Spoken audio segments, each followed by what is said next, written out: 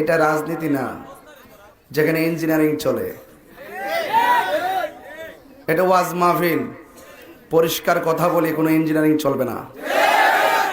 Madhabpur উপজেলাধীন ছাতিয়া union শিমুলঘরবাসী সবাই কেমন আছেন?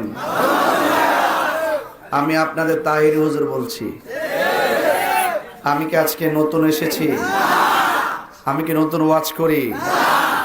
ছাতিয়ান অনেকবার আসছি না? কোনো অসুবিধা হয়েছে? শিমুলঘর অনেক আসছি না? অসুবিধা হয়েছে? এটা রাজনীতি না যেখানে ইঞ্জিনিয়ারিং চলে। এটা ওয়াজ মাহফিল, পরিষ্কার কথা বলি, কোনো ইঞ্জিনিয়ারিং চলবে না। কেবা কারা ভুয়া পোস্টার করলো, যাচাই বাছাই না করে 144 জারি করা হয়েছে। প্রশাসন ঐতিহাসিক ব্যর্থতা এবং দুর্বলতার পরিচয় দিয়েছে। আমরা মাহফিলে এসে আজকে আমরা প্রমাণ করতে সক্ষম হয়েছি যে আমরা শান্তিপ্রিয়। যুগে যুগে সব জায়গায় কিছু কম বেশ ডান বাম লোক থাকে, এগুলা বুঝের বলেও হয়, প্রতিহিংসার বশবর্তী হয়েও হয়। তো শেষ পর্যন্ত প্রশাসনের গাড়ি আমার সামনে কিন্তু দাঁড়িয়ে আছে। আমি আসার সময় শুনেছি সেনাবাহিনীর গাড়িও আসছিল। তো আপনাদের এই শিমুলঘর তারা তন্ন তন্ন করে খোঁজ খবর নিয়ে দেখেছেন যে আজকের এই মাহফিল বন্ধ হওয়ার জন্য উপযুক্ত কোনো কারণ নাই।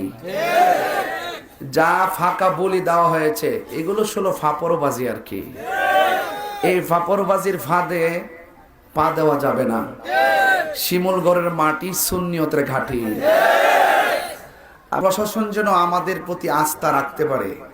ওনারা তো অনেক ডিস্ট্রিক্ট থেকে আসে, বিভিন্ন বিভাগের মানুষ। ওনারা এলাকাতে আইসা যাদের একটু পাওয়ার টাওয়ার বেশি, এদেরকে একটু হয়তো গনায় টনায় ধরে। সুন্নিয়ত তো আর পাওয়ার দিয়া চলে না। সুন্নিয়তটা দুনিয়ার কোন নেতার পাওয়ার চলে না। সুন্নিয়তটা চলে মদিনাওয়ালার প্রেমের পাওয়ারে। কথা বলেন ঠিক না? তো অবশ্যই প্রশাসন বুঝতে পেরেছেন, যদি আজকের মাহফিলটা না হতো একটা অস্থিরতা হতো।